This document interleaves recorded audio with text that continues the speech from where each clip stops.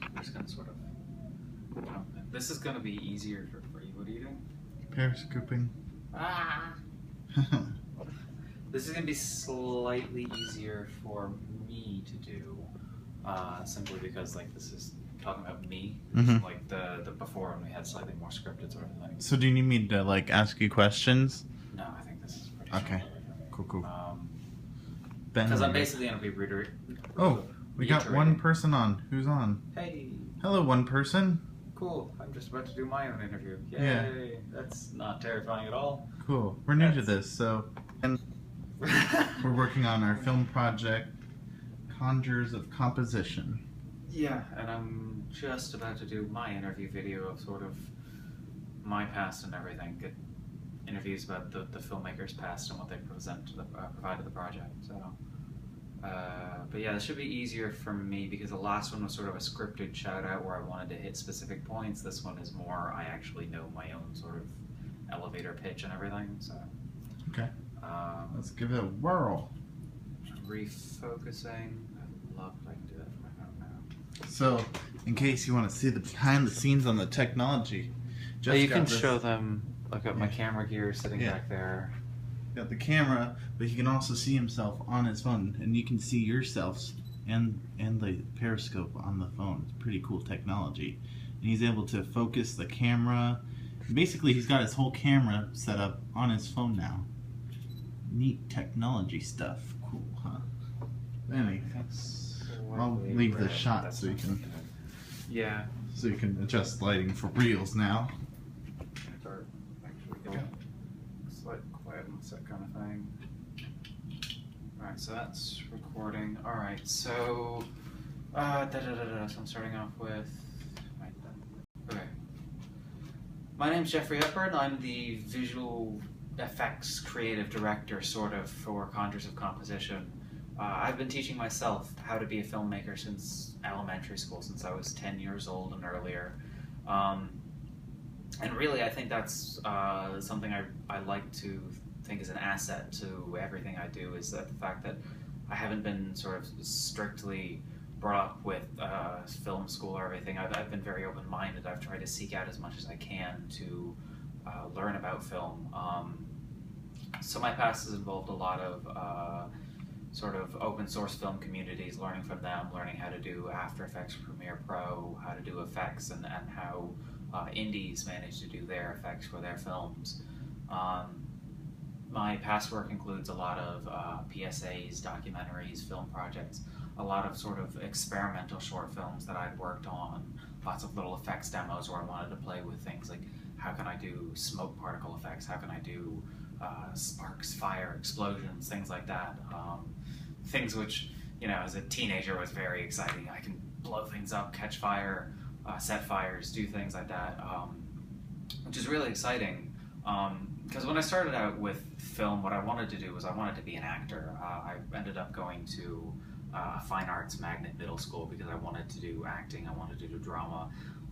And I still think I'm a decent enough actor, especially compared to some of the people I've come across in my time and auditioned over the years. But I quickly learned in middle school that I felt a lot more comfortable and I felt I had a lot more creative flexibility being behind the camera, having computers, learning CGI, open source software like Blender, which allowed me to create worlds that I really couldn't capture with, you know, middle school learners, garage, little flip phone camera.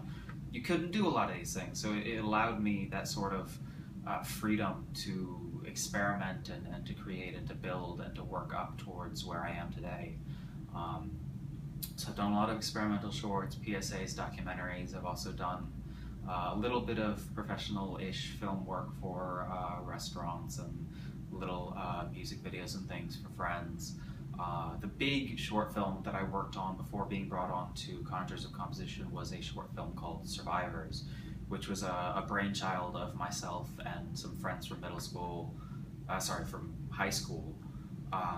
It started off as this big sort of war epic, which we couldn't do. It was one of those things where you'd need a big film crews and cranes and stuff that we couldn't do, but you know, you're 15, you think a stupid, crazy action kind of films. But what we took away, or what I took away from having these discussions with my friends from the time, was sort of this dystopian sort of world where we were exploring this idea of what would happen if people were reverted back to sort of anarchy, what would happen if people had to lose a lot of their moral comfort and have to fight for freedom again. And I wanted to explore the relationship of people and weaponry and their sanity as they're fighting for themselves and trying to keep themselves alive, and everything they've lost and everything they've loved being gone and destroyed. And so we ran it was about 3-4 years back now, we ran a successful Indiegogo campaign which funded basically all of the equipment I have now, everything that's helped me really sort of be a success as I am a filmmaker now. We ended up doing auditions about a year, 9 months to a year after that. Filming was about the end of last summer, moving into December, and we've got everything sort of filmed, editing. We're still tweaking and stuff, and we're working on figuring out how we're going to actually do a premiere for that film. But a lot of that background helped in not only understanding the extents of what I can do and what I can do guerrilla shooting, learning to deal and react to situations really quickly, because shooting an action film with guns and everything, we ended up having to use an airsoft field so we wouldn't get SWAT teams called on us. So it was a learning experience, I think, in a very unique sort of way, because I was sort of thrown in the deep end, 16, 17, suddenly in charge of college students and stuff who were volunteering their amazing acting talent in the middle of a forest area that we were just given at the back of an airsoft field through the kindness of the owners, and sort of going, okay, I have a rough script and I know what I want the shots to look like, but these locations are bizarre. What do we do? So it was a very sort of rough and tumble way to learn how to do filmmaking, guerrilla shooting, and to learn the extents of my equipment and reacting rapidly to, okay, here's what we've got, here's what we have, it's going to rain in an hour, we need to get something done this week, go. And so what I think I provide to this project especially is a fast turnover time and the ability to remain level-headed in very chaotic situations. I've learned, especially with these behind-the-scenes videos, to love the vlog-style jump cuts. It covers up a lot of the mistakes we're making, a lot of the awkwardness and tension gets alleviated, all those moments where we're sort of joking around, laughing, trying to figure out, okay, how do